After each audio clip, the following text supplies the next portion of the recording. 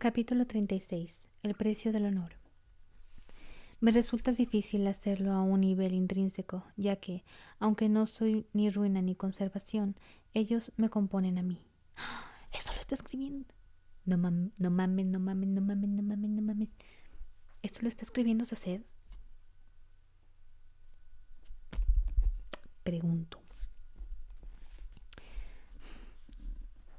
No puedo comprenderlo, dijo Notum con la mirada fija hacia adelante. No parpadeaba.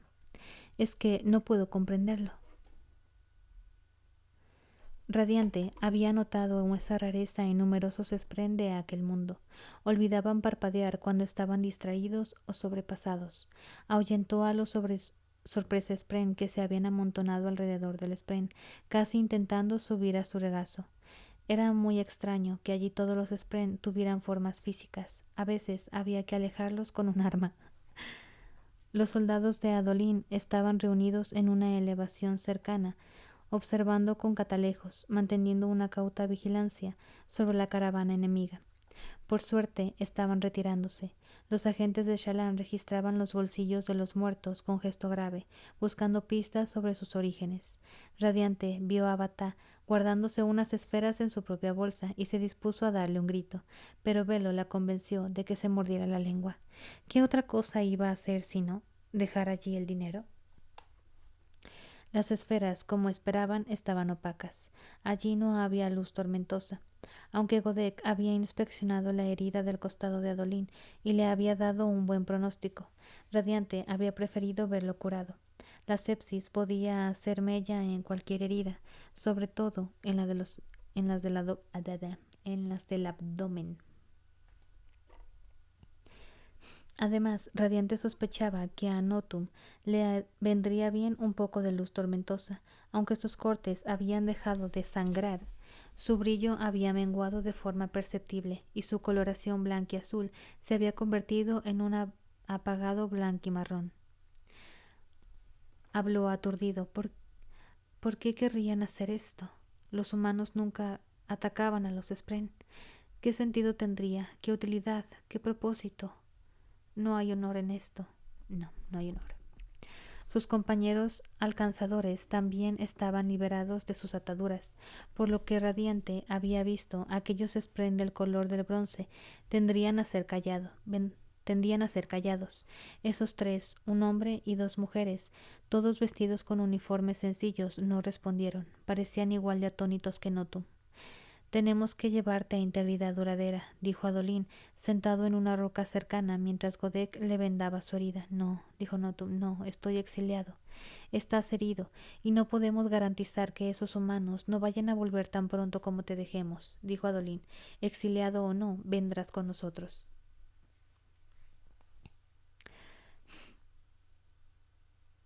Notum pasó la mirada de Adolin a Radiante y luego bajó los ojos al suelo. Tu honor habla bien de ti, príncipe Adolin, pero sin duda comprenderás que mi presencia en tu grupo te perjudicaría. Me exiliaron precisamente por mostraros indulgencia en el pasado. Si ahora llegamos juntos, sea cual sea el motivo, se interpretará como una conspiración entre nosotros. Ya nos ocuparemos de eso entonces, dijo Adolin, e hizo una mueca cuando Godek le apretó el vendaje. Bien sabe Kelek que lo más probable es que no importe, dado que no nos recibirán de todos modos. Ojalá no fuese verdad, pero lo es, dijo Notum. Radiante fue con sus agentes. Ishna hablaba en voz baja con Berila, que estaba sentada en el suelo cerca, registrando parte del botín. Berila había vomitado varias veces al ver por primera vez los cadáveres, y aún parecía estar un poco pálida, aunque su tono de piel parecía difícil distinguirlo. Acuérdate de comprobar el interior de los anillos y la parte de atrás de los collares, estaba diciendo Ishna. A veces hay inscripciones con nombres. Berila asintió. No dejaba de echar miradas a la tela ensangrentada que había puesto encima del cuello, amputado de un tucari muerto. Se llevó la mano a los labios y se volvió en otra dirección. Muy bien, reconoció Shallan. Si ella es la sangre espectral, es una actriz increíble. Estoy de acuerdo con Velo. Tenemos que replantearnos la conclusión a la que habíamos llegado. Adolin se levantó. Pongámonos en marcha, dijo a los demás. Quiero que haya más distancia entre nosotros y lo que queda de esos Tukari. Les costó un tiempo subir a Notum a un caballo. Tiempo que Godek extrañamente dedicó a moverse entre los caídos y a observar sus rostros. —¿Godek? —preguntó Shallan. —Van a dejarlos aquí fuera para que se pudran —dijo Godek en voz baja—. Esos otros no volverán a por ellos. —Han intentado matar a Notum —dijo Adolin—, y a mí. —Me doy cuenta —repuso Godek—, pero no conocemos su historia. Podrían ser soldados que obedecían órdenes, podrían no saber lo que hacían y haber confundido a los Honorspren con enemigos. Podrían tener motivos que no somos capaces ni de imaginar. Quiero recordarlos, por si nadie más lo hace. En fin, así eran los danzantes del filo. Shallan negó con la cabeza y luego fue a ver cómo estaba Adolin. Señaló su costado sanguinolento. —Otro uniforme que echas a perder. —Ponerlo en remojo con agua fría y sal puede sacar la sangre —dijo él—, y me he traído el costurero. Seguro que puedo dejarlo presentable si me pongo un rato con él. Aún así, dijo ella, apoyándole la cabeza en el pecho, pero preocupándose de no tocar la herida. Tienes que ir con cuidado. No nos queda luz tormentosa con la que sanarnos. Es decir, más o menos igual que ha sido siempre durante casi toda mi vida, preguntó Adolin. Puede que me dejara llevar, Shallan, pero ha sido bueno tener delante algo que podía hacer. Con éxito, me refiero. En los últimos tiempos no es tan habitual que encuentre cosas en las que ser útil. Adolin. Shallan se apartó y observó el rostro de Adolin. Sonreía, pero su tono no era jocoso. Perdona, dijo él. Eso ha sonado mucho a autocompasión, ¿verdad? Es que estoy cansado. Venga, de verdad que deberíamos partir. Aquello no era el final de la conversación. Shallan insistiría más adelante, pero de momento lo mejor sería hacer lo que decía Adolin. Dejaron los cadáveres y recorrieron con paso trabajoso el campo abierto de obsidiana hacia su campamento. A mitad de camino, más o menos, encontraron a la Tocón, acompañada de su Spren, y a todos los crípticos excepto Patrón, caminando despacio. Ashcam los contempló a todos, asintió satisfecha y dio media vuelta para emprender el regreso. Por suerte, Notum ya parecía estar mejorando. Tu ojo muerta, dijo el Spren después de avanzar hacia la altura de Adolin. ¿Cómo la entrenaste para que luchara por ti de esa manera? Shallan miró hacia Maya, que cabalgaba en el risradio de Adolin. Shallan no había visto lo sucedido, pero se lo habían contado. La Spren muerta había cogido una espada y había luchado junto a Adolin. No la he entrenado, Notum, dijo Adolin. Ella tomó la decisión de ayudarme. Los ojos-muertos no pueden tomar decisiones, dijo Notum. No tienen la conciencia necesaria para hacerlo. Créeme, lo sé de primera mano. Mi propio padre es un ojo muerto, a quien ahora cuidan en la fortaleza. Pues revisa lo que sabes, Notum, repuso Adolin.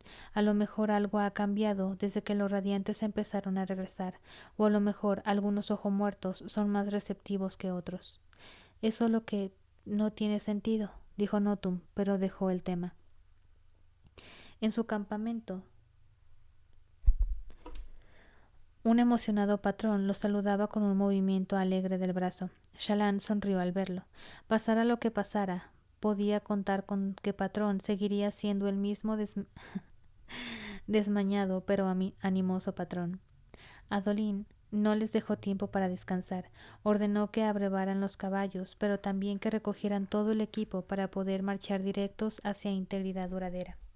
Radiante reemplazó a Shallan de nuevo mientras Adolin daba las órdenes y reconoció de inmediato lo sabios que eran. A pesar del brillante espectáculo de esgrima que había dado Adolin, el grupo estaba bastante desprotegido.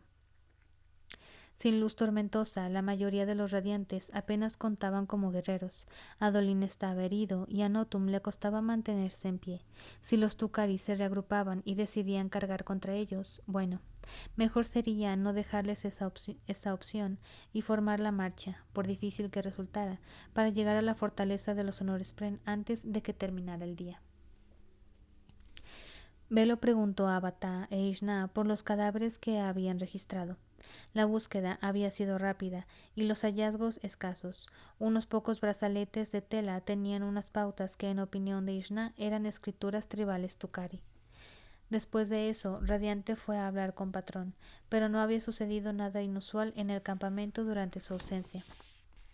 Por último, mientras cargaban las provisiones de los caballos, Shallan tomó el control y fue a revisar el cubo de comunicación de Embrace por pura costumbre. Abrió el cerrojo del cofre, levantando la tapa, y echó un vistazo rápido al interior. No esperaba. El polvo estaba movido. ¿O es Patrón? No, pero ya no estoy entendiendo nada. Reprimiendo la inmediata conmoción, Shallan se apresuró a tomar una memoria, cerrar el cofre y echar el cerrojo. Se apartó sin pensar en lo que hacía para dejar que un soldado la cargara en un caballo. Entonces se quedó allí plantada, estupefacta. Unos dedos habían rozado levemente el polvo. Podía visualizarlo a la perfección. Esa persona había vuelto a colocar la caja en su orientación correcta, pero el truco de velo con el polvo demostraba la verdad. ¿Cómo podía ser? Lo había comprobado antes, justo antes de que todos salieran corriendo detrás de Adolín, pero luego había dejado el campamento bajo la vigilancia de Patrón. Dijo Patrón, sobresaltando a Shallan al aparecer justo a su espalda. Un día lleno de acontecimientos con humanos.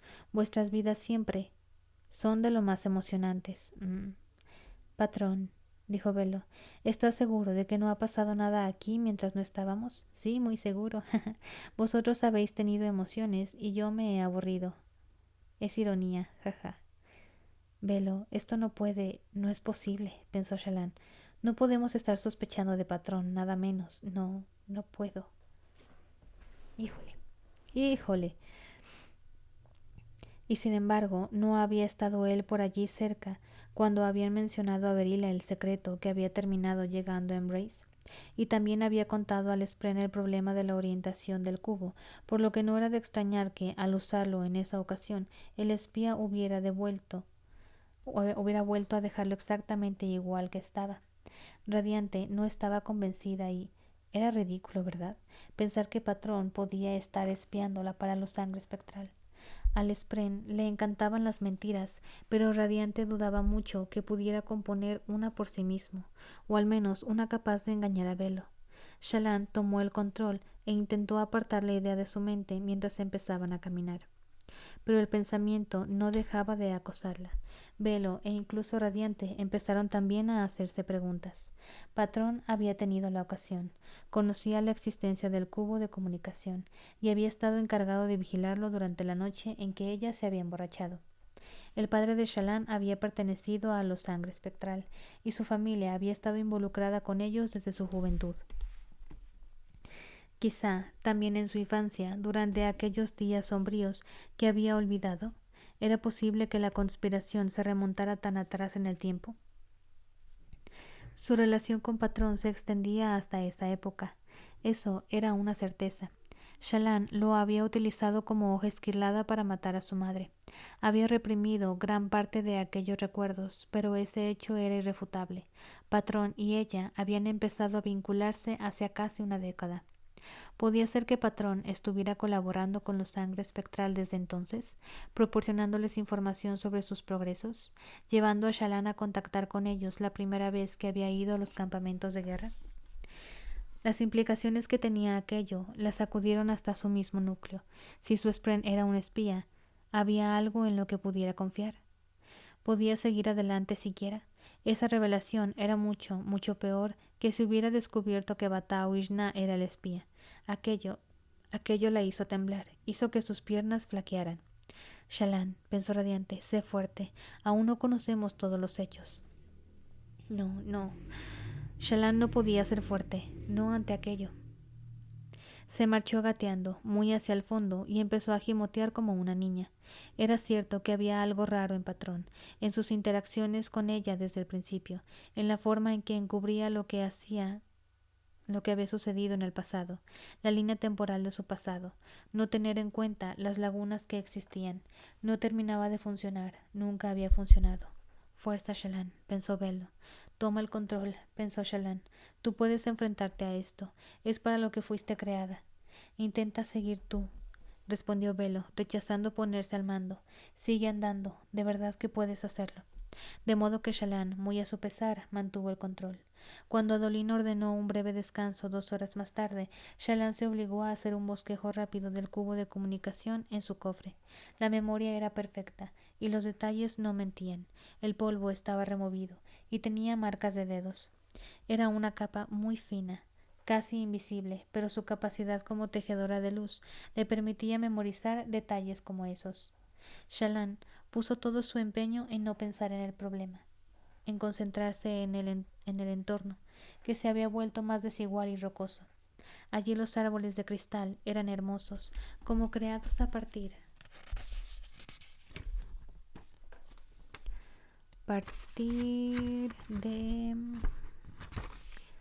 de líquido fundido, y se rizaban recordando a las olas de al romper. Sí, fíjate en eso, en esa belleza. Se emocionó cuando vio en la lejanía lo que tenía que ser integridad duradera, una enorme fortaleza sobre una lóbrega península de obsidiana que se internaba en el océano de cuentas, imperiosa, y con altas murallas levantándose a partir de alguna piedra en un tono azul uniforme. La inmensa fortaleza cuadrada tenía la ubicación perfecta para defender una bahía natural al norte. Hasta había que cruzar un puente para poder entrar en ella. Era evidente que los Honorspren no se tomaban sus fortificaciones a la ligera.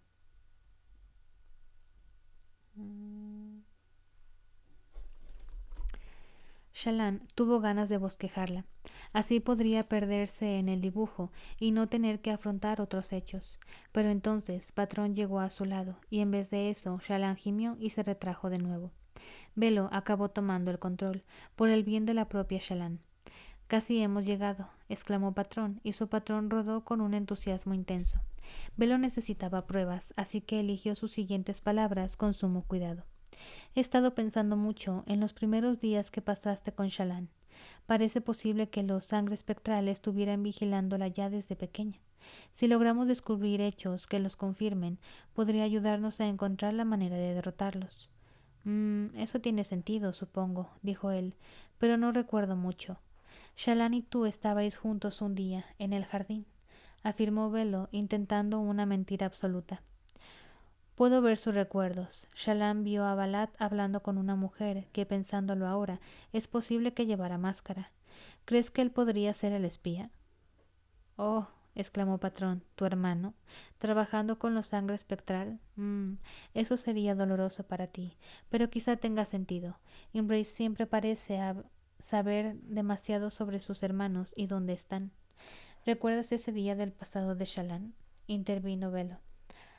¿Algún otro detalle sobre él? En el jardín, Balat reuniéndose con alguien que llevaba máscara, dijo Patrón. Fue un momento importante, dijo Velo. Tú estabas allí. Recuerdo que estabas con Shallan. Sí, respondió él. Ahora lo recuerdo. Sí, eso ocurrió. Balat y una figura misteriosa. Has hecho que empiece a volverme la memoria, Velo. Estábamos juntos entonces, y quizá Balat sí que sea un espía. Vaya, vaya. Pero qué feo por su parte. ¡Y pinche patrón! En lo más profundo de su ser, Shallan gimoteó de nuevo. Pero Velo estaba creada para seguir adelante en momentos como aquel. Hizo caso omiso a la profunda sensación enfermiza. Patrón le estaba mintiendo. Patrón de verdad mentía. Velo ya no podía seguir dando nada por sentado. No podía suponer que nadie era digno de confianza. Tenía que ser cauta, redoblar sus defensas y mantener a salvo a Shallan. Velo, dijo Patrón, ¿estás bien? ¿He dicho algo malo? Solo estoy pensando, repuso Velo. ¿Has visto a algún Spren extraño observándonos? ¿El Glory Spren corrupto? Preguntó él. ¿El que dijiste que deberíamos estar atentos por si aparecía? No, no lo he visto. Velo vio algo por delante, un pequeño grupo de jinetes que brillaba con un leve tono blanquiazul. Los Honorspren los habían visto acercarse y habían enviado un contingente para interceptarlos. Adolin hizo detenerse a la columna, desmontó y dijo a sus soldados que avanzaran los caballos y acomodaran a todo el mundo. Luego echó a andar hacia adelante, todavía con el uniforme sanguinolento y el costado vendado. Velo empezó a seguirlo. Mantén los ojos, o lo que sea que tienes, abiertos, dijo a Patrón, que también se había movido para acompañarla. Estos son tiempos peligrosos, Patrón. Debemos estar siempre alerta. Tener mucho cuidado para que no se aprovechen de nosotros.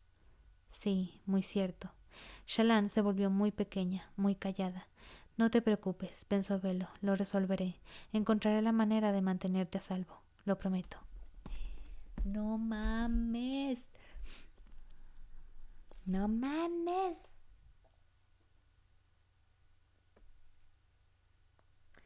O sea, sí tenía la ligera sospecha, pero por un momento dije, nah, ¿cómo va a ser Patrón, güey?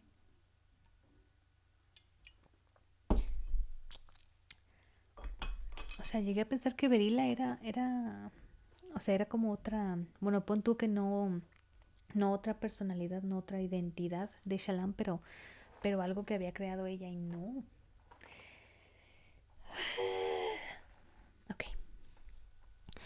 Adolin se detuvo delante de la caravana, con Shallan a su lado. La medicina que le habían dado para el dolor estaba funcionando, y sentía solo una pequeña molestia de la herida en el abdomen. Y la marcha hasta allí, durante la que había reconocido que le convendría ir a caballo y descansar, había ayudado con los mareos. Aún seguía necesitando tiempo para recuperarse. Aquella herida no lo dejaría incapaz de moverse, a menos que empezara a pudrirse, pero tampoco iba a ser capaz de luchar durante semanas como mínimo. De momento, mantuvo una fachada fuerte. Hizo que Notum se quedara atrás, aunque estaba seguro de que los 3 Honores-Pren que se acercaban lo habían visto. Cabalgaban a lomos de gráciles no caballos, como el que había visto antes llevando a Notum. El de él había huido atemorizado cuando se produjo el ataque, y no habían sido capaces de localizarlo. Los recién llegados vestían con elegantes uniformes de campo de un estilo desacostumbrado, largas y sueltas casacas que les llegaban hasta casi las rodillas, con el cuello alto. Llevaban coronas en las cabezas y portaban espadas al cinto, delgadas y hermosas. Las espadas eran lo único que no estaba hecho de su propia sustancia. Las casacas, las coronas, las camisas, todo eso sencillamente lo creaban los Honores-Pren. ¿Se cortó esto? La mujer que encabezaba el trío llevaba el cuello más alto que sus compañeros. Tenía el cabello recogido, tirante salvo por una pequeña cola que le caía por detrás. Al igual que los uniformes, era un estilo desconocido para Adolin. Detuvo su no caballo a unos 5 pasos de distancia de él. Humano, dijo. Nuestros exploradores te han reconocido. Eres Adolin Collin, como suponemos. Vuestra información es buena, respondió Adolin con la mano reposando en su espalda enfundada. Vengo por orden del forjador de vínculos, mi padre, a visitar a vuestras tierras y entregaros un mensaje en su nombre. Traigo conmigo a caballeros radiantes de 4 órdenes distintas, todas las cuales combaten juntas el alzamiento de la tormenta eterna. Demuestran que los humanos y los Spren, una vez más, necesitan sus antiguos vínculos. Integridad duradera no acepta visitantes ni emisarios, sea cual sea su linaje, dijo la mujer, su tono duro, cada palabra una orden ladrada. Debéis marcharos. No estamos interesados en ningún vínculo con asesinos y traidores. Adolin sacó las cartas que le habían encomendado y las ofreció. Esperó, sudando, deseando. Uno de los otros Honores-Pren hizo avanzar a su montura y cogió las cartas. Adolin sintió una oleada de alivio mientras el Honores-Pren regresaba con los otros 2. Esas cartas explican nuestra posición, dijo Adolin. Mi padre confía en que podamos forjar una nueva. Se interrumpió cuando el Spren, con ademán muy deliberado, rasgó las cartas por la mitad. No aceptamos ningún contrato vuestro, afirmó la mujer. No son un contrato, exclamó Adolin, dando un paso adelante, conteniendo una punzada de dolor en el costado. Solo son cartas, leedlas por lo menos. Si las leyéramos, estaríamos dando a entender que existe algún argumento mediante el que pudiéramos convencernos, replicó la mujer, mientras los otros Honores-Pren seguían haciendo trizas las cartas. Qué gente tan... se te lengua la traba así. Uy, que me hacen enojar esta gente. Se cayó el stream, creo. Sí, sí se cayó.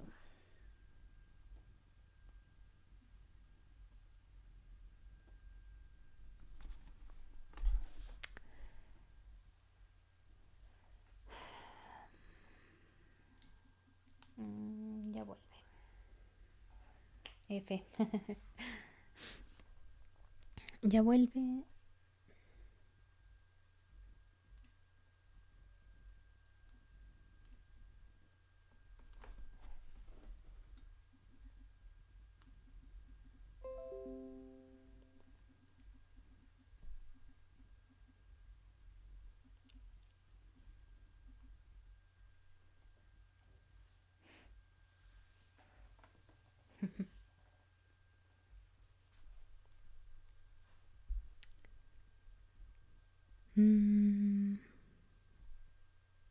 Continúo.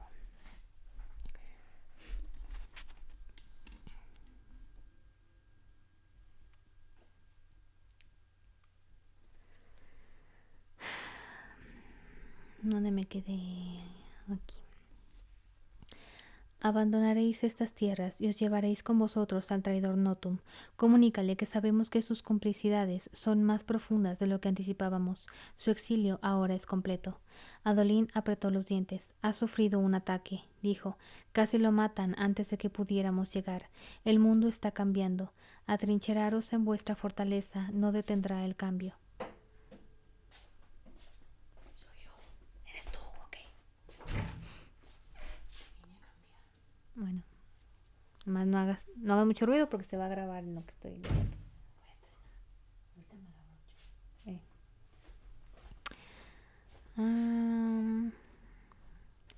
El mundo está cambiando. Atrincheraros en vuestra fortaleza no detendrá el cambio, pero sí podría dejaros sin ningún aliado en absoluto cuando por fin comprendáis que debéis hacer algo. La Honorspren desenfundó su espada y la apuntó hacia él.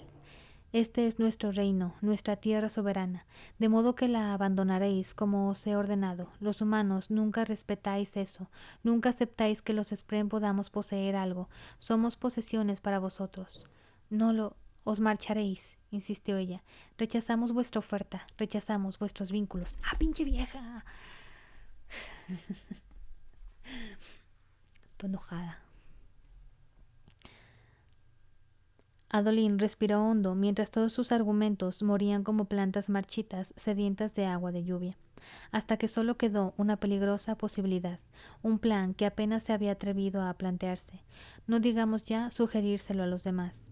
Cuando habló lo hizo con el mismo atrevimiento, pero también con la misma sensación instintiva de actuar bien, que lo había llevado a atacar a Sadeas. Me malinterpretas, espetó al Spren. No he venido a ofreceros vínculos con radiantes. ¿A qué, entonces? Exigió saber ella. He venido, dijo Adolin, a afrontar vuestra justicia. Nos habéis acusado de asesinos, de traidores.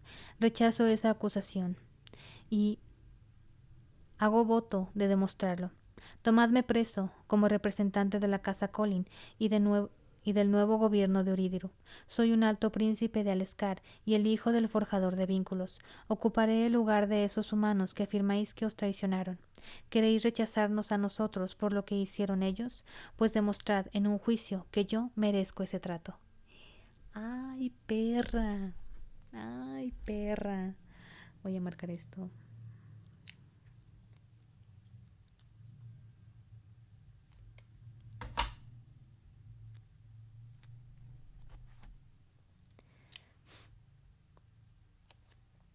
Okay. La primera Honorspren se quedó callada un momento, y entonces se inclinó a un lado y conferenció en rápidos susurros con sus compañeros. Todos parecían igual de perplejos. Desde atrás, Shallan cogió a Adolin por el brazo del lado bueno, con el rostro preocupado. Él se mantuvo firme, no porque estuviera confiado, sino porque estaba furioso. ¿Querían llamarlo traidor? ¿Querían culparlo a él por lo que alguien había hecho a Maya? Bueno, pues eran Honorspren. Adolin sospechaba que no podrían resistirse a una oportunidad de defender con formalidad su honor, tal como ellos lo veían. ¿Te someterías a juicio? Preguntó Lespren por fin, ¿en nombre de tus antepasados? Me someteré a juicio en mi propio nombre. Al rechazarme, insultáis mi sentido de la dignidad, mi integridad. Decís que no soy digno cuando no me conocéis. Conocemos a los humanos, dijo uno. Rechazo ese argumento. El honor os exige permitirme hablar en mi defensa. Si pretendéis castigarme, ¿dónde está el juicio? ¿Dónde está mi oportunidad de hablar? ¿Dónde está vuestro honor? Ah, esto también lo voy a marcar.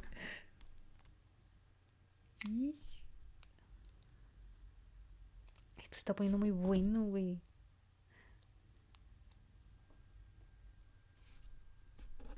Ando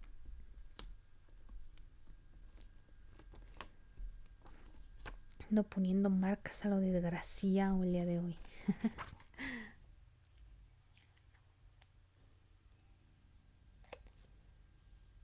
¿Dónde está su honor? ¿A dónde se marchó? Aquello al menos provocó una reacción. Los tres empezaron a mirarse entre ellos. Sois honor Spren, ¿verdad? Insistió Adolín. ¿Creéis en la justicia, en la equidad? Pues veamos si sois capaces de mantener esos ideales. Un minuto de pausa, porque lo dejé a mitad de la oración.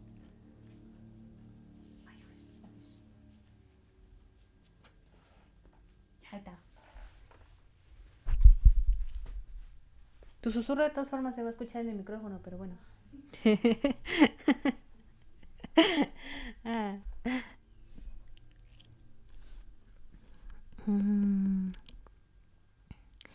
Pues veamos si sois capaces de mantener esos ideales mientras me culpáis a mí de lo que se hizo en el pasado.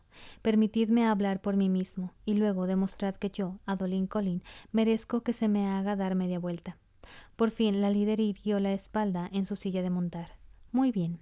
No podemos rechazar una exigencia de juicio. Acompáñanos, pero debes saber que, si entras en integridad duradera, es muy poco probable que vuelvas a salir jamás. Eso lo veremos. Respondió Adolín, y se giró para hacer a los demás la seña de que avanzaran. No, dijo la Honor Spren. Solo tú.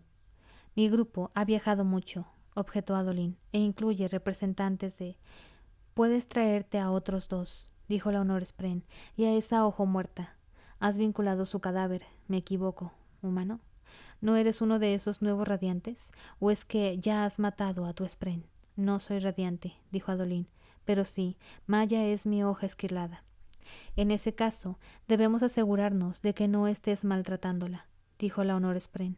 Cuidamos de todos los ojos muertos. Tráela a ella y a otros dos. Decide deprisa. Adolín apretó los dientes. Permitidme deliberar. Mientras Shallan y él regresaban con los demás, ella le aferró el brazo. ¿Qué estás haciendo? Preguntó con intensidad. No puedes someterte a juicio por lo que hizo un puñado de personas hace miles de años. Lo haré si nos lleva al otro lado de esos portones, dijo Adolín. ¿Tenemos elección? Sí, respondió ella. Podríamos dar media vuelta y enfrentarme a mi padre después de fallarle otra vez. Los demás se congregaron a su alrededor. Adolín les explicó a todos lo que ocurría y la esprenda la tocón tradujo para ella. Esto no me gusta, dijo Sue negando con la cabeza, haciendo centellear su cabello dorado. No me hace gracia que nos separemos. El primer paso para cumplir esta misión es conseguir que los Honor Spren hablen conmigo, dijo Adolín. Si no rechazan aquí mismo, se acabó. Si consigo cruzar esas puertas, tal vez pueda iniciar una conversación. Si te escucharan, brillante señor, dijo Godek, van a detenerte y a acusarte. Si con eso entro, me trae bastante sin cuidado. Enviaremos un grupo reducido de vuelta ahora mismo para contar a mi padre lo que he hecho. Los demás podéis acampar aquí unos días, cuidar de Notum y esperar a tener noticias mías. Tenemos unas semanas antes de la falta de provisiones os obligue a regresar, así que entonces decidiremos qué hacer. Los demás plantearon unas pocas objeciones simbólicas más. Shallan, en realidad, parecía verlo en ese momento. Se limitó a escuchar mientras Adolín convencía a los demás. Era evidente que sabía que Adolín la llevaría consigo al interior, además de a su Spren. Parecía la opción más natural. Poco tiempo más tarde se dirigió de nuevo hacia los honores Pren, llevando de la rienda a Galante con malla a lomos, además de a Velo, patrón y sus baúles de ropa en animales de carga. Los honores Pren dieron media vuelta y encabezaron la marcha hacia la muralla de la fortaleza. Allí conferenciaron en otro grupo que estaba de guardia en el exterior. Y entonces las puertas se abrieron. Adolín entró con paso firme acompañado de Velo, patrón y Maya. Gruñó por el dolor en el costado cuando un grupo de brillantes figuras blanquiazules lo apresó de inmediato y le puso grilletes en las muñecas. Los portones se cerraron detrás de ellos con un estruendoso golpe. Que así fuese. Adolín no pensaba volver con su padre teniendo las manos vacías. No pensaba abandonar su misión, costara lo que costase.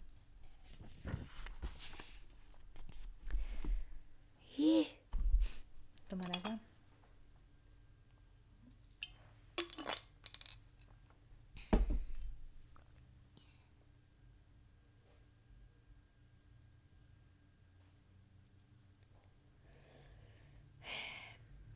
Ok, continúo. Capítulo 37. El silencio de los muertos. A pesar de ello, intentaré hacer lo que proponéis. Sin embargo, parecéis más asustada del recipiente. Os advierto que tal actitud es una falla en vuestra comprensión. Semanas después de destruir la víncula caña, Navani seguía sin hacer avances en descubrir la naturaleza del spren que había contactado con ellos. Su triangulación de la víncula caña los había dirigido a un lugar extraño y oscuro de la tercera planta de la torre, cerca de un monasterio. Las medidas no habían sido lo bastante precisas para proporcionarles la posición exacta, y sus búsquedas no habían revelado nada. De todos modos, Navani tenía muchas otras cosas con las que ocupar su tiempo. Dirigir un reino, aunque ese reino consistiera en una sola ciudad enorme, era una tarea agotadora. No era nada frecuente que pudiera descansar de las exigencias de mercaderes, ojos claros, fervorosos y los miles de otras personas que requerían su atención. Siempre tenía un respiro, escapando al sótano de la torre para echar un vistazo al trabajo de sus eruditos. Ese día solo podía permitirse una hora, pero quería aprovecharla bien. En el momento en que entró, Tomor, el joven pariente de Falilar, corrió hacia ella para interceptarla, llevando un extraño aparato en la mano. —¡Brillante! —exclamó e hizo una rápida inclinación. —Aquí estás. Mira, por fin está terminado. Tomor levantó un artefacto que se parecía a un guante de cuero. Tomor estaba trabajando en ese fabrial elevador, recordó Navani. Le dije que lo conectara a los pesos del pozo profundo. Todavía estaba emocionada por aquella perspectiva, por la idea de usar la energía de las tormentas para elevar pesos y luego liberarlos con un fabrial que hiciera ascender un elevador. El pequeño fabrial elevador que traía Tomor era solo una ínfima parte de aquel aparato más grande e importante. Navani lo tomó de sus manos, titubeante. —¿Lo has convertido en un guante? —Sí, como me pediste —dijo Tomor. —Yo no pedí un guante —dijo Navani—. Quería que el aparato fuese más elegante y portátil. —¿Como un guante? —preguntó él. —Se supone que debe instalarse en un ascensor fervoroso. Tomor —dijo Navani—, no entiendo en qué mejora su funcionamiento darle esta forma. —Pero con esto ya no hace falta ningún elevador —explicó él con entusiasmo—. Ven, mira, póntelo. ¡Ah, caray! Asintió entusiasmado mientras Navani se colocaba el aparato por encima de la mano y la muñeca, y luego extendía el brazo hacia Tomor para que le fijara las correas hacia el codo. Estando hecho de cuero, endurecido y parecía más un guantelete que un guante. Las gemas estaban ocultas en un compartimiento a un lado, en una jaula de metal que podía cubrirse con otra capa de cuero. —Mira, mira —exclamó Tomor—, puedes conjuntarse distintos fabriales accionando este disco que hay al lado del dedo índice. Si gira con el pulgar, y así no hace falta que las dos manos estén para controlarlo. Al cerrar el puño, se ralentiza el desenrolle del peso. Si se abre la mano, funciona a velocidad máxima. Puño cerrado, se detiene. Velocidad máxima. Navani comprendió entonces a qué se refería Tomor. Esperaba que la gente se elevara por el hueco central de la torre tirados por su propia mano. Era una aplicación tremendamente imaginativa de lo que había pedido Navani, y también una idea de diseño pésima. Tomor, empezó a decir Navani, y buscó una forma de explicárselo sin aguarle el entusiasmo. ¿No crees que podría ser un poco peligroso? Estamos diseñando elevadores. Pero para eso ya tenemos fabriales, replicó él.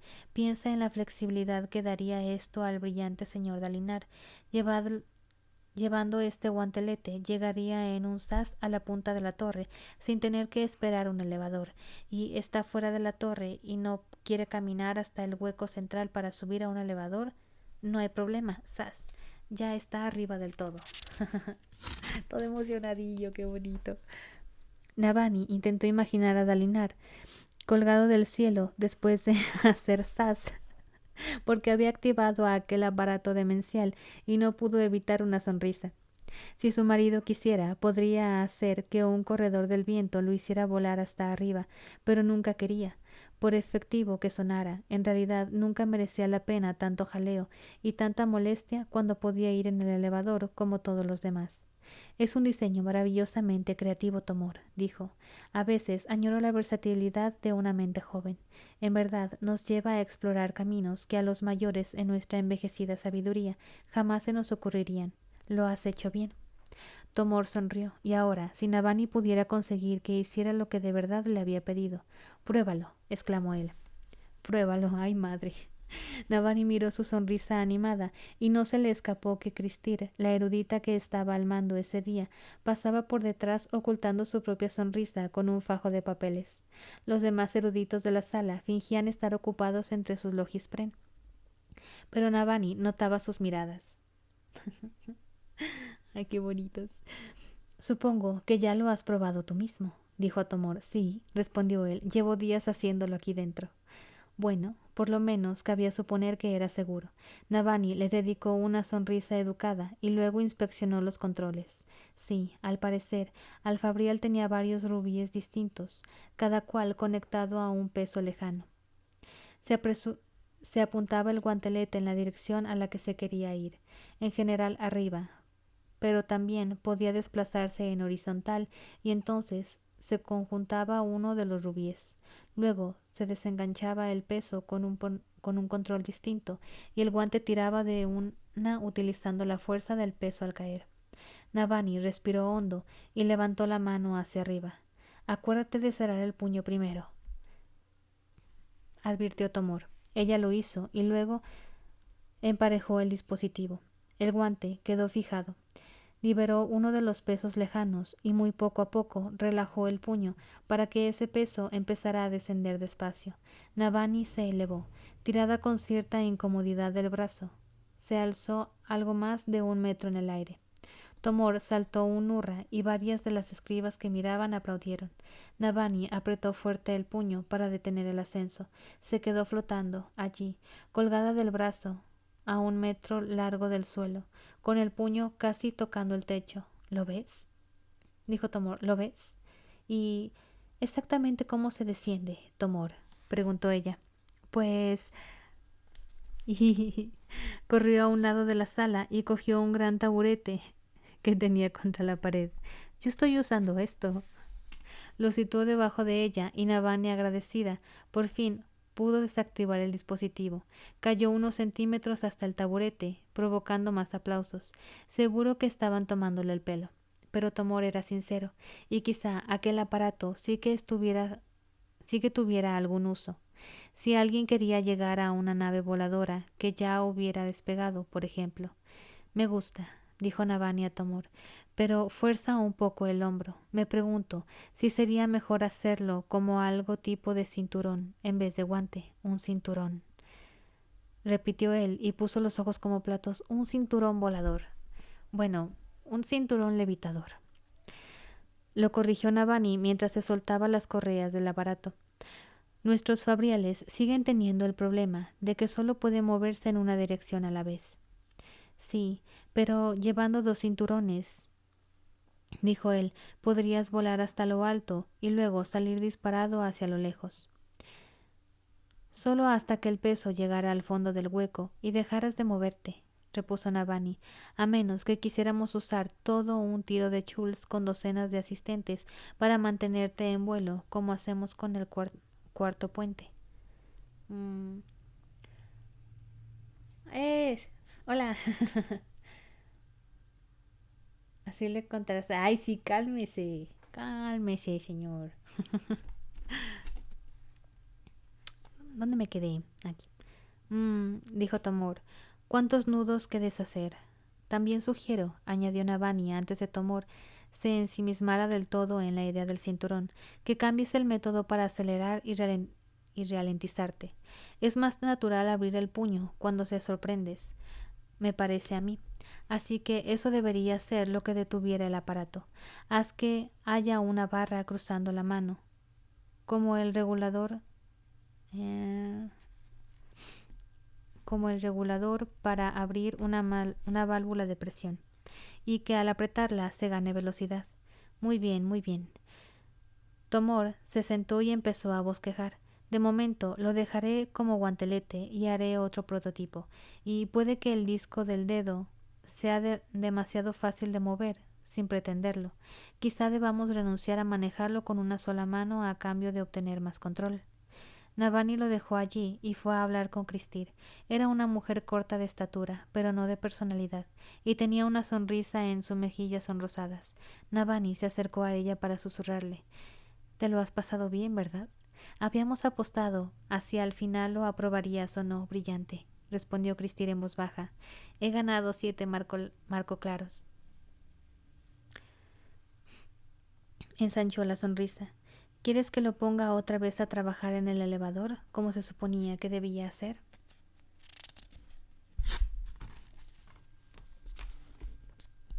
«No», dijo Navani. «Anímalo a que siga en esa dirección. Quiero ver qué se le ocurre». «Entiendo. Aunque nos ayudaría muchísimo si pudieras resolver el problema de la exclusividad de movimiento en altitud o lateral». «Hace falta una mente mejor que la mía para eso, Cristir», respondió Navani. «Pon a trabajar en eso a nuestros mejores matemáticos, pero no a Rushu. A ella la tengo pensando en cómo proteger la torre de...». Llegó un grito desde fuera de la sala. Navani se volvió y echó a andar deprisa hacia la puerta, pero la detuvo un joven soldado, con la mano extendida hacia ella. Hizo una seña a los guardias de la sala para que salieran primero a ver qué ocurría. «Lo siento, brillante», dijo. «El espina negra me arrancará las esferas como deje que te pase algo». Creo que ya sabemos a qué se refiere con esferas. ¿Corta de estatura, como tú, duendecito? No, no creo que sea como yo. Sería más alta que yo. Porque aquí la gente normalmente mide como 2 metros. Las personas más bajas creo que eran los parshmenios o los shin, que esos sí medían como 1,60 y siguen estando más altos que yo. Así que yo ahí sería un niño chiquitillo. «Estoy bastante segura de saber lo que es esto, teniente», repuso ella, pero se cruzó de brazos y esperó. Los eruditos que había en la sala empezaron a murmurar en tono preocupado a su espalda. Navani asomó la cabeza al pasillo, donde un par de soldados, hombres que ella misma había asignado a la investigación de Calami, retenían a un hombre que forcejeaba rodeando de miedo Spren. Con un poco de suerte no sería una falsa alarma. «¿Qué pasa?», preguntó el teniente mientras uno de los guardaespaldas llegaba corriendo. «No estoy seguro», dijo el guardia. «Esos hombres dicen que están obedeciendo órdenes de la brillante Navani». «Mis disculpas, brillante», dijo el teniente y se apartó. La dejó pasar, aunque sus soldados no se alejaron de ella cuando salió al pasillo. El hombre al que habían capturado era bastante nervudo, Alessi, aunque con la piel tirando a pálida. Miraba alrededor con los ojos desorbitados y forcejeaba, pero sin decir nada. El cebo había sido el puesto de trabajo de la propia Navani, que había dejado desocupado al otro lado del pasillo, en la sala que usaban sobre todo para almacenar libros y como lugar tranquilo de lectura. El banco de trabajo que tenía allí era bastante tentador, con acceso fácil desde la puerta y más o menos olvidado durante la última semana. Chananar, uno de los soldados que Navani había apostado en secreto para vigilar el puesto de trabajo, fue hasta ella y le tendió la mitad de un rubí pequeño, del que emanaba la suave luz del spren atrapado dentro. Un rubí de vinculacaña. El misterioso spren que residía en la torre había mordido el anzuelo. Se había enterado de que Navani había perdido la anterior vinculacaña y había decidido enviarle un reemplazo. Navani cogió el rubí de la mano del soldado y se acercó al cautivo. Seguía mirando en todas las direcciones con ojos frenéticos, pero había dejado de revolverse. ¿Quién te ha dado esto?, preguntó Navani, sosteniendo el rubí delante de él. ¿Quién te ha dicho que lo escondas entre mis cosas? El hombre se limitó a mirarla y no respondió. ¿Escondiste tú también el otro?, insistió Navani. El de mi esfera de viaje. Habla. Estás metido en un buen lío, pero seré indulgente si cooperas. El hombre temblaba, pero siguió sin decir nada. El rubí empezó a iluminarse en los dedos de Navani, indicando que el desconocido spren deseaba hablar con ella. Quizá fuese un intento de distraerla.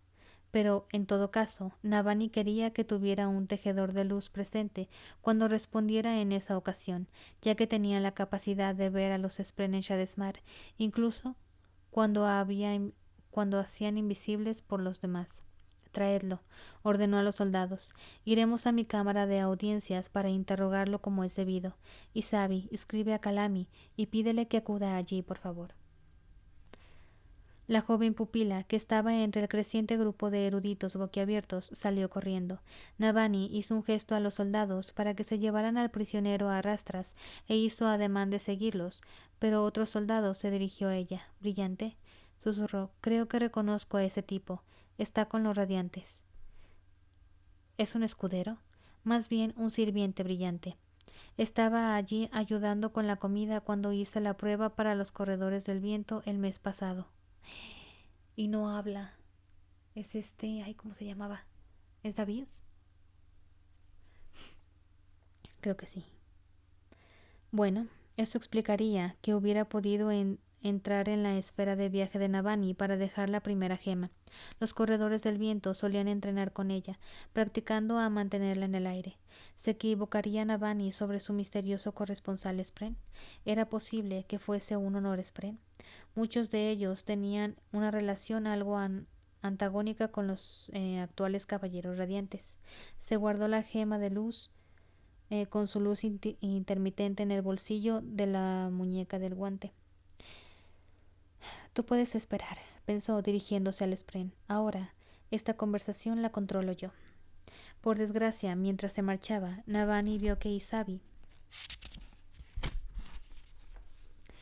estaba recibiendo un mensaje de una vinculacaña y parecía muy tensa.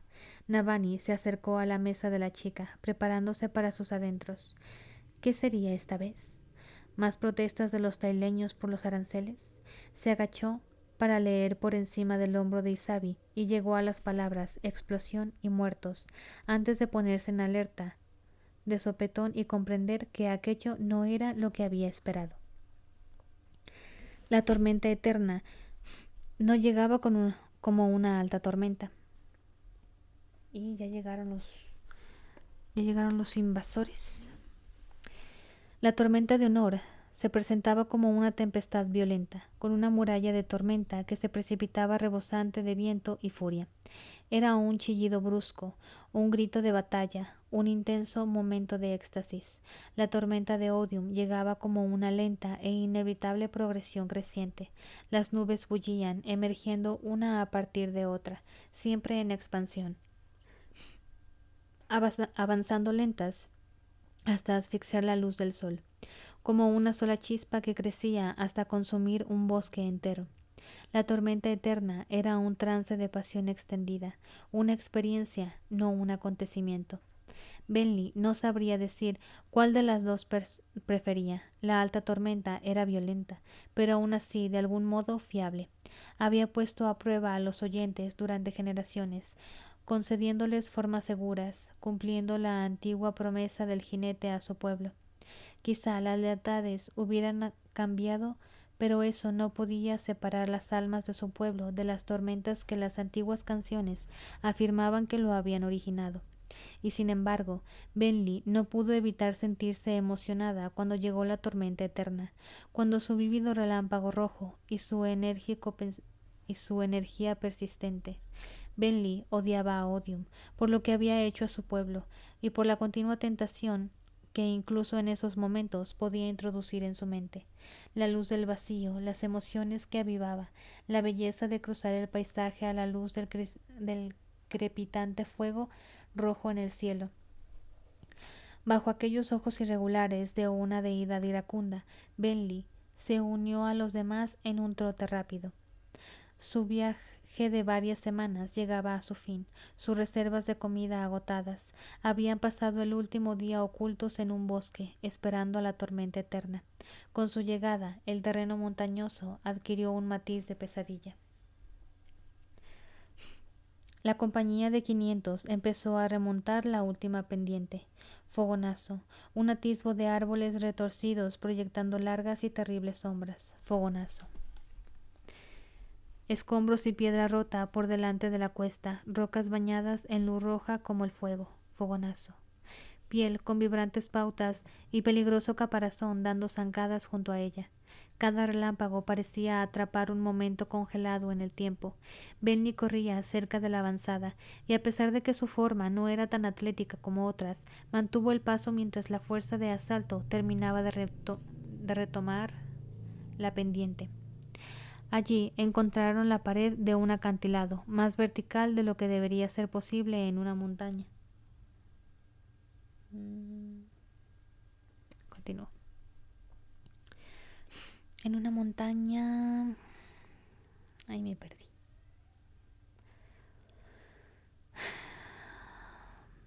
Aquí. Estaban muy por debajo de la torre. Desde ese ángulo, Benli no alcanzaba a ver la ciudad. Quizá estuviera por encima de las nubes negras, y si era así, tormentas. Hasta ese momento no había sido capaz de asimilar del todo que una estructura habitable se hubiera construido tan en las alturas. Una profunda se deslizó hacia Benli y Raveniel con los pies hundidos en la roca. Se movía con una elegancia antinatural, como si sus huesos no fuesen sólidos del todo. Era la exploradora que Raveniel había enviado por delante esa mañana para buscar un punto de incursión adecuado. Venid, dijo la exploradora a Mando. Benli la siguió y se unió a Raveniel, Rotan, 3 profundos y un soldado al que no conocía. Raveniel no prohibió a Benli que se acercara, y a ninguno de los demás parecía importarle su presencia. Rodearon la ladera de la montaña, dejando atrás un montón de lo que parecía grano pudriéndose y varias cajas rotas de madera. ¿Los humanos pasaban por allí?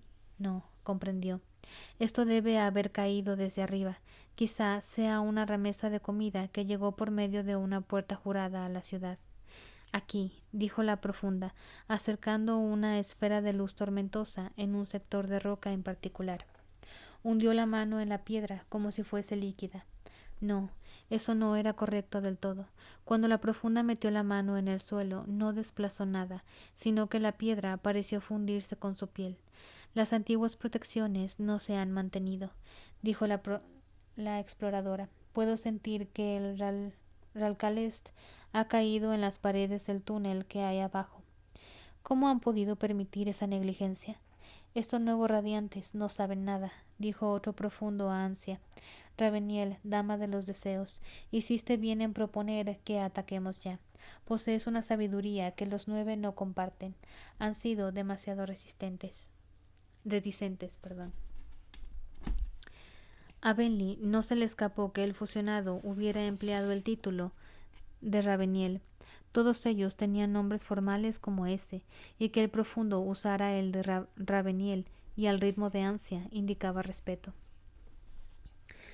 Los 9 están preocupándose de que no perdamos nuestro asidero en este mundo, respondió Raveniel. Hemos esperado miles de años para tener esta oportunidad y no desean tropezar por correr demasiado. Sin embargo, lo dijo a satisfacción. Sus palabras eran diferentes, pero el tono del ritmo era claro. Apreciaba el cumplido y estaba de acuerdo con él. Los otros fusionados que los acompañaban canturrearon a su misión, un ritmo que Bentley casi nunca oía entre ellos. El hermano duerme, dijo la exploradora, tal como percibió la madre medianoche. Quizá la verdad del hermano haya muerto. Quizá esté convertido para siempre en una criatura incapaz de raciocinio. No, respondió otro, el hermano vive. Bentley se sobresaltó. El que antes había confundido con un soldado en la oscuridad era algo más, un hombre fusionado con arremolinadas pautas que se movían y cambiaban en su piel. Era el rasgo distintivo de los Mabsed-im, aquellos de las máscaras. Los enmascarados ilusionistas tenían el poder de alterar su propia apariencia. Mi forma se distorsiona, dijo el enmascarado. El Ralcalest habrá caído en la pared de la pared. Pero eso es una mera barrera física. Las protecciones espirituales de la torre siguen activas, al menos en parte, y como determinamos hace meses, los Mabsed-im no podemos vestir nuestras múltiples imágenes estando cerca de Urídiru. Es como lo habíamos anticipado, respondió Ravenil, y no necesitaremos vuestras máscaras para seguir adelante. Mientras los profundos puedan recorrer los túneles, nuestra misión es viable. Adelante. Nos reuniremos en la abertura del sudoeste. Los profundos se quitaron las túnicas, revelando piel desnuda y partes íntimas cubiertas de caparazón. Entonces se deslizaron al interior de la roca, fundiéndose como un océano, oscuro hasta el cuello. Luego, con los ojos cerrados, desaparecieron bajo la piedra. Vengo ahora, vale. Me siento ciego, explicó Lirín mientras Caladín se sentaba con él. Ese día Escina se había llevado a los pacientes de Caladín, los que sufrían conmoción de batalla, a visitar las cuadras de la torre. La madre de Caladín afirmaba que cuidar a los animales les vendría bien, aunque a Caladín no le entraba en la cabeza que estar con aquellas bestias pudiera mejorar el humor de nadie. Claro, la equinoterapia funciona, Caladín. Aun así, varios pacientes se habían mostrado entusiasmados por la idea de ir a cabalgar. ¿Ciego? Preguntó Caladín. He hecho que me lean varios libros de texto sobre la cordura esta última semana, dijo Lirín. No me había dado cuenta de lo poquísimo que dice la mayoría de ellos. Son sobre todo las mismas pocas citas repitiéndose y repitiéndose, referidas a cada vez menos fuentes originales. No puedo creer que hayamos pasado tanto tiempo sabiendo tan poco, documentando nada. No es tan raro, repuso Caladín, que estaba construyendo una torre de bloques para que su hermano pequeño la derribara. Los cirujanos despiertan sospechas incluso en algunas de las ciudades más grandes. La mitad de la población cree que las enfermedades mentales están provocadas por quedarse fuera durante las tormentas o por tentar a los muertes pren o por alguna idiotez similar. Lirín apoyó una mano en las historias clínicas que tenía en el regazo. Orodén reía, andando entre los bloques y dando puntapiés. He pasado toda mi vida intentando ayudar, dijo Lirín en voz baja, y creía que la mejor manera de ayudar a los lunáticos era enviarlos con los fervorosos. Tormentas. Hasta lo he hecho unas cuantas veces. ¿Te acuerdas del hijo de Lakin? Pensaba que eran especialistas en la materia. Nadie sabe nada, respondió Caladín, porque no quieren saber nada. La gente como yo los asusta. No te incluyas en ese grupo, hijo, dijo Lirín ajustándose los anteojos mientras sostenía en alto una historia clínica escrita en glifos. El padre de Caladín leía los glifos mucho mejor de lo que él habría sospechado nunca. Lirín los manejaba como un predicetormentas. ¿Por qué no debería incluirme? Preguntó Caladín amontonando bloques de nuevo. No eres un... Lirín bajó el papel. ¿Demente? Dijo Caladín. Ahí está el problema, ¿verdad? No los vemos como nuestros hermanos, nuestras hermanas, nuestros hijos. Nos hacen sentir impotentes. Tenemos miedo porque no podemos vendar una mente rota igual que vendamos un dedo roto. Así que fingimos que hacemos todo lo posible por ello al apartarlos de nosotros, añadió Lirín, o nos decimos a nosotros mismos que en realidad no están heridos, ya que no podemos ver sus lesiones. Tienes razón, hijo. Gracias por desafiarme. Levantó otra de sus páginas de notas, garabateada con glifos. Eran dibujos, no letras, por lo que no se consideraba verdadera escritura. Tormentas, aquello estaba mal. Los médicos no podían leer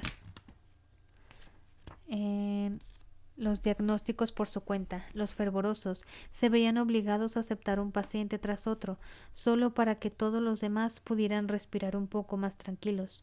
Mucha gente creía que acudir a un cirujano era antinatural, que si el Todopoderoso quería que sanaran, se ocuparían de ello.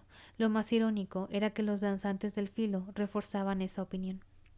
Necesitamos una revolución médica, afirmó Caladín, empezando a construir otra torre. Orodén daba saltitos sin parar, apenas capaz de contenerse mientras la estructura crecía. Tenemos que cambiarlo absolutamente todo. El cambio es difícil, hijo, dijo Lirín, y a los hombres pequeños como nosotros casi nunca se nos escucha porque... Dejó la frase en el aire, quizá dándose cuenta de que esa excusa ya no le servía. No cuando su hijo era uno de los hombres vivos más poderosos que existía, a pesar de su retiro. Caladín sí que podía cambiar las cosas. Podía hacer que a los médicos se les considerara algún tipo de cargo religioso y que de ese modo aprendieran a leer, sin sentir que estaban contraveniendo las costumbres sociales. Todo el mundo decía que estaba bien que lo hiciera Dalinar, porque era un forjador de vínculos a fin de cuentas. Caladín sí que podía cambiar las cosas de pensar de la gente sobre los aquejados de conmoción de batalla o melancolía. Los libros de texto de Lirín no recomendaban más medicación que los sedantes, pero no se había hecho ninguna investigación ni pruebas, como era debido, para ver si existían más opciones. Allí había mucho, muchísimo que hacer, y mientras Caladín pensaba en ello, apilando un bloque tras otro, se le ocurrió que estaba empezando a ver sus juramentos bajo una nueva luz. Recordó aquel monasterio con el manicomio y comprendió algo que le dio un escalofrío. Yo mismo podría haber terminado allí, pensó Caladín. Los pacientes que recibían los fervorosos eran los que procedían de hogares y ciudades donde la gente se preocupaba lo suficiente para intentar algo, aunque ese algo fuese erróneo. Era posible que, si Caladín no hubiera ido a la guerra, hubiera acabado en alguna de esas habitaciones oscuras y terribles. Un grave retumbar lo sacó de sus ensimismamientos. Era un trueno, eso que se oía fuera. Se levantó y miró por la ventana. El horizonte estaba cubierto de nubes negras, la tormenta eterna, cierto. Había oído que ese día llegaba una. Allí arriba era fácil perderles la pista. Orodén echó a correr entre los bloques, derribándolos. Caladín sonrió y entonces oyó que la puerta exterior de la clínica se abría y se cerraba. Teft entró en la sala un momento después. Cal no está en su habitación y dicen que lleva días sin aparecer por allí. ¿Cómo? Preguntó Caladín. ¿Cuál fue la última vez que lo vio alguien? Hace 3 días. ¿3 días? ¿De quién habláis? Preguntó Lirín. De un amigo nuestro, dijo Teft, llamado David. Sí, era David, ya sabía yo, ya decía yo. Sí es David. ¿El que no habla? Preguntó Lirín, con moción de batalla severa. Pensé que a lo mejor le convendría reunirse con los hombres a los que estoy tratando, explicó Caladín.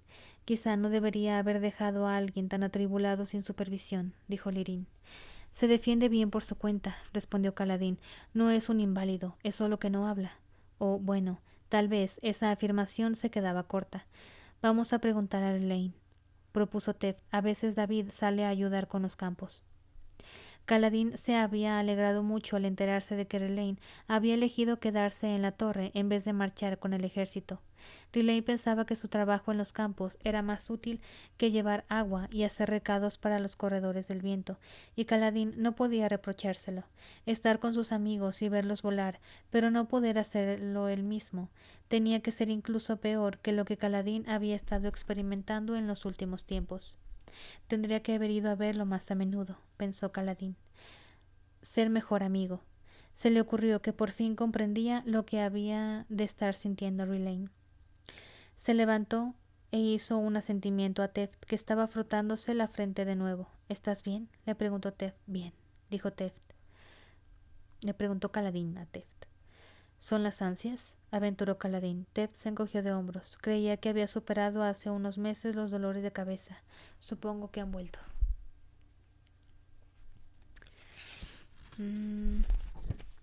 Benley aplastó el cráneo del soldado contra la pared de piedra y el hueso se resquebrajó en un sonido enfermizo, como el de un caparazón de madera al partirse.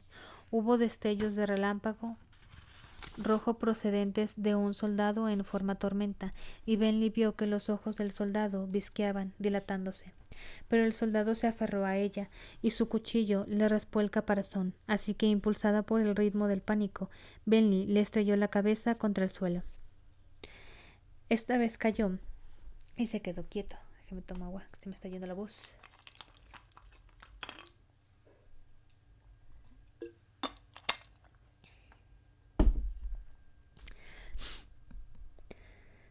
Benley se agachó a su lado, jadeando, y de pronto notó que le faltaba el aliento. Dio una bocanada que le raspó la garganta y apartó las manos. Durante un momento, el único sonido que pudo oír fue su propio ritmo. El moribundo tuvo espasmos en el suelo. Benley apenas notaba el corte que el soldado le había hecho a un lado de la cabeza. En su interior, timbre vibró al ritmo de lo perdido. No pretendía, pensó Benley, yo. De pronto, el sonido regresó a Benley. Dio un respingo y miró a su alrededor. En el fragor del momento, su propia lucha se había apoderado de toda su atención. Pero el intenso combate que se desarrollaba en la boca de la caverna la abrumó entonces. Se encogió, intentando buscar sentido a todo aquello. La vinculacaña, gritó alguien al ritmo de mando. No dejéis que... De pronto, Raveniel pasó como una exhalación por el centro de la frenética pelea. Los demás eran solo extremidades y sombras, pero ella, de algún modo, estaba envuelta en un halo de luz carmesí por la tormenta eterna a su espalda.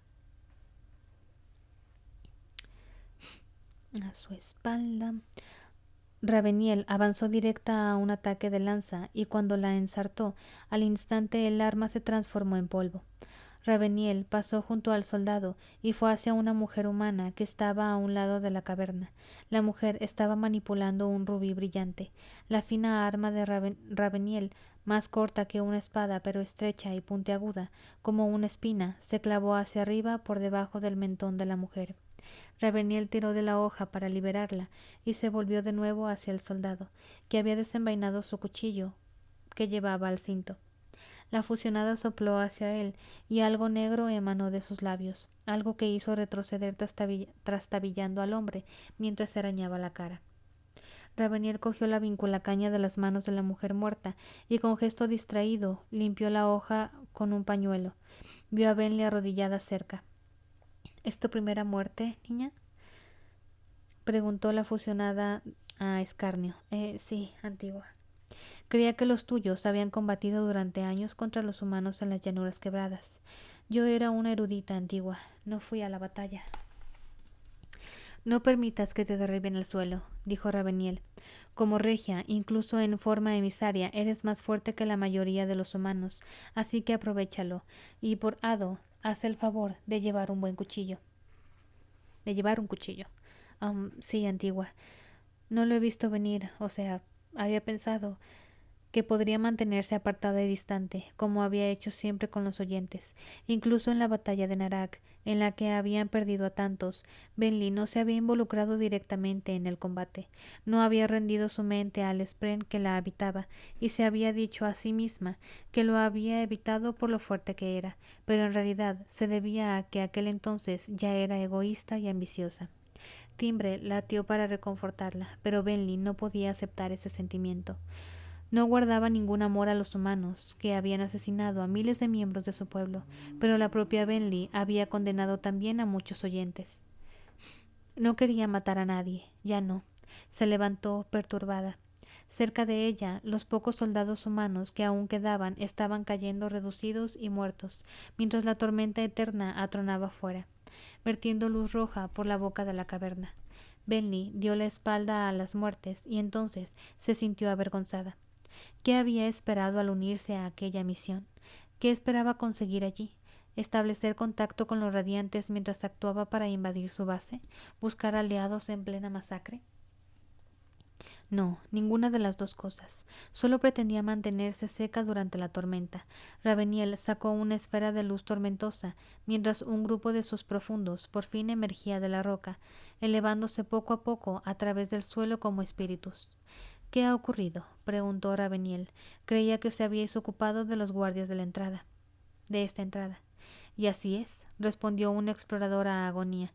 Esto era una patrulla que ha venido a ver qué pasaba con ellos, y por lo que parece, no los hemos oído en las piedras hasta que ya era demasiado tarde. Suponíamos que estaban todos más arriba, dijo otro. Lo lamentamos. Los lamentos carecen de significado, replicó Raveniel, y las suposiciones erróneas son el último fracaso de muchos muertos. No tendremos otra oportunidad como esta, jamás. Quiero que os aseguréis bien de que el resto del camino está despejado. Los profundos volvieron a canturrear a Agonía y se fundieron con el suelo de piedra de la caverna. Los soldados se formaron y Raveniel echó a andar a zancadas hacia el interior, sin esperar a ver si la seguían. El grupo dejó atrás el estruendoso ruido de la tormenta y empezó a ascender.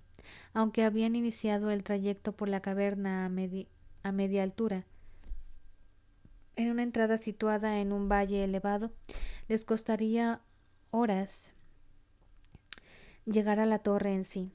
Unas horas tensas en las que deberían confiar en que no hubiera más errores ni patrullas humanas inadvertidas. Confiar en que nadie reparase en el silencio de los muertos. Bentley caminó, inquieta, dudando sobre qué había sido peor, la sensación de terror primordial que la había atenazado al oír a aquel humano tras ella, o la perturbadora sensación al ver cómo se apagaba la luz en sus ojos.